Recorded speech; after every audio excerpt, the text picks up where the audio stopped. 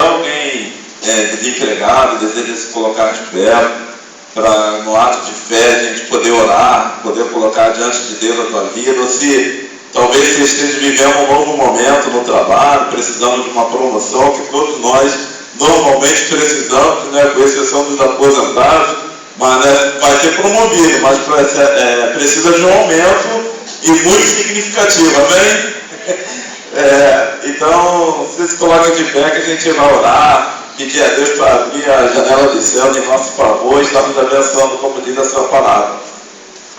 Deus, nesta noite nós queremos te agradecer, Senhor, por este momento de ofertório, Senhor, um momento que podemos, Deus, através das nossas ofertas, ó Deus, colocar ali, ó Deus, aquilo que o Senhor tem nos abençoado, que o Senhor tem, ó Deus, derramado sobre nós. Pai, tanta recessão, são tantas taxas, tantos impostos, Senhor, que o brasileiro, Senhor, precisa pagar, que muitas vezes, Senhor, pagamos mais taxas e impostos, ó Deus, do que podemos adquirir, ó Deus, até alimentos para nós, ó Pai. Por isso, em nome de Jesus, Senhor, aquele que talvez esteja hoje passando uma dificuldade, como falamos dos aposentados, Senhor, alguns, ó Deus, muitas vezes são inúmeros remédios a se comprar, ó Deus, e cada um mais caro do que o outro, ó Pai, que nesta noite o Senhor possa abençoar os seus filhos, possa prosperar, ó Pai, em nome de Jesus Cristo. Pai, se há alguém desempregado, Senhor, abra as portas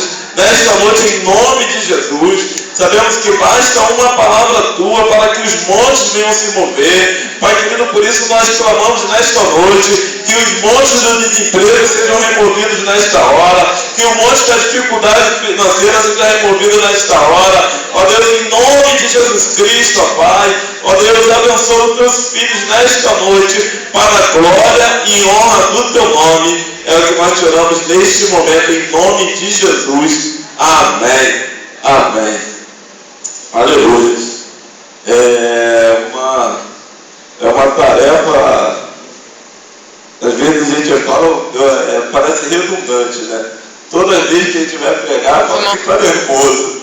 Mas é verdade, cada vez que a gente tem essa oportunidade, eu já estava pensando até em verificar a minha pressão, porque tamanho o meu nervosismo, vamos dizer assim, eu tive aí um problema algumas semanas atrás com pressão alta, aí estava aqui agora, o batimento acelerado, eu falei, meu Deus, será que é pressão?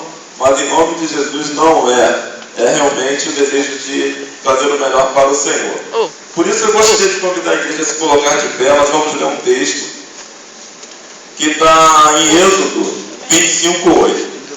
Primeiro, vou até pedir o Fernando, vamos ler 1 Coríntios 3, 16 e 17.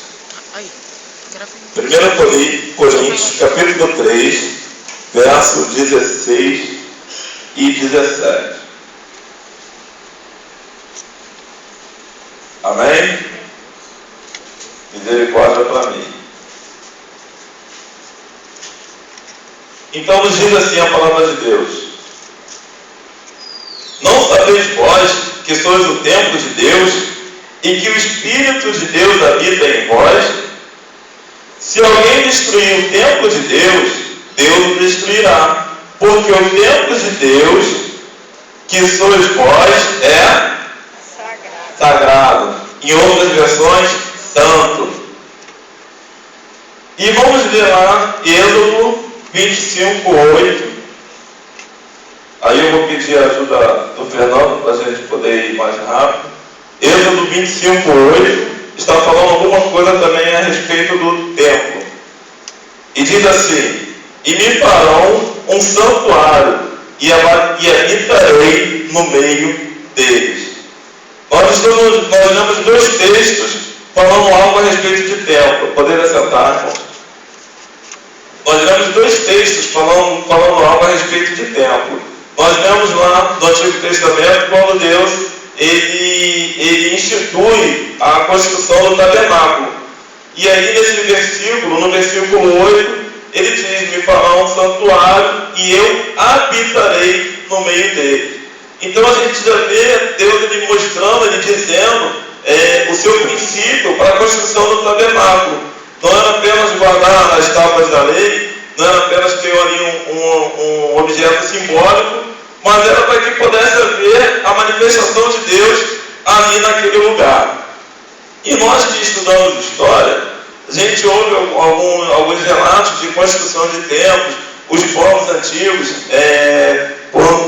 eles possuíam alguns deuses, e na entrada das suas cidades construíam altares, construíam templos para esses deuses, para que as pessoas, quando passassem ao redor, passassem pela cidade, pudessem ver ali aquele templo suntuoso e imaginar que aquele povo, aquela cidade era poderosa, que tinha um Deus forte.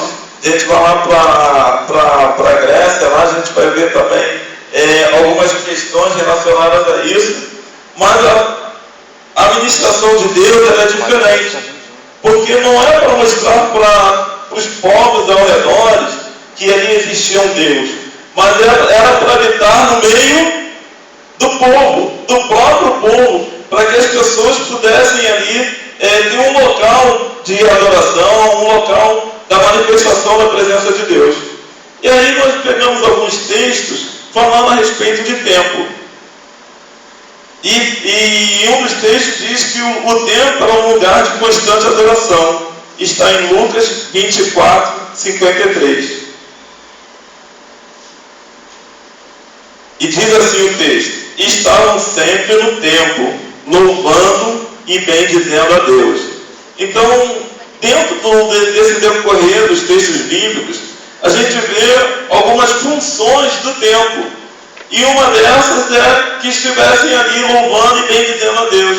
Então o templo era também um lugar de adoração. Era um lugar onde poderia estar adorando a Deus. Em João 10, 23, o texto diz: Jesus andava passeando no templo, no alpendre de Salomão. Havia a manifestação de Jesus, a presença de Jesus no templo.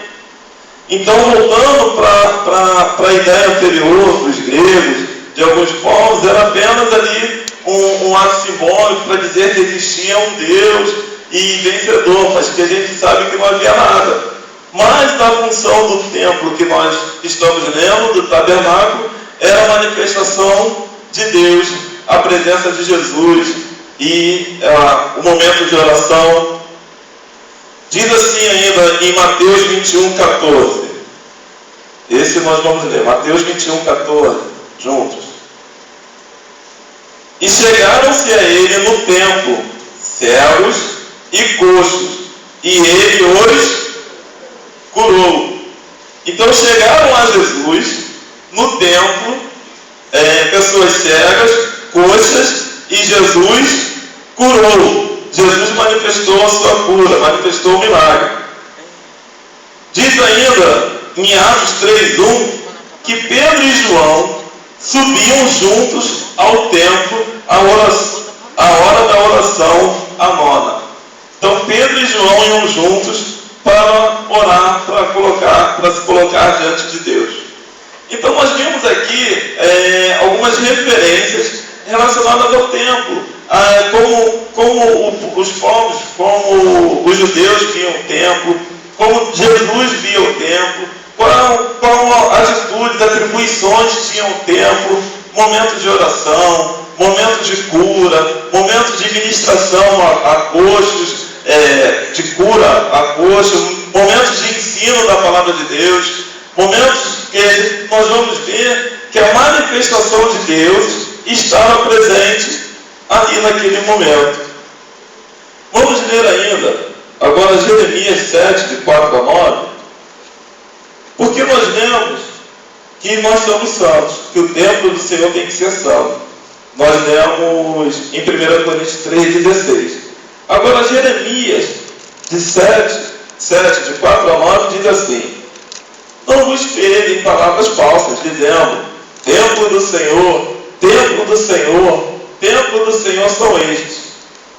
Mas se deveras emendardes os vossos caminhos e as vossas obras, se deveras executardes a justiça entre um homem e o seu próximo, se não oprimistes o estrangeiro e o órfão e a viúva, nem derramaste sangue inocente neste lugar, nem andaste após outros deuses para o vosso próprio mal.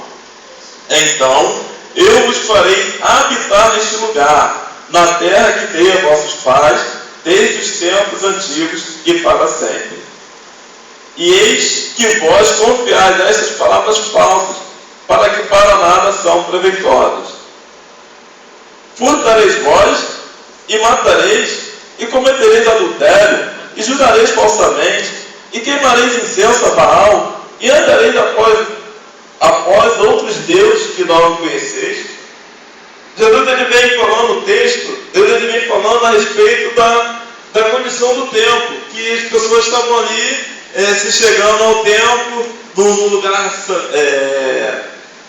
santo, fazendo as suas ofertas, mas Deus ele faz uma ressalva. Não dizeis templo do Senhor, templos do Senhor, e as suas atitudes, a sua postura, os seus atos, os seus pensamentos são totalmente contrários ao que condiz com aqueles que deveriam estar ali fazendo um louvor e adoração, fazendo a sua oferta, se derramando, se dedicando a Deus. Então o Senhor ele faz uma ressalva já em relação à postura que deveríamos ter, que as pessoas deveriam ter.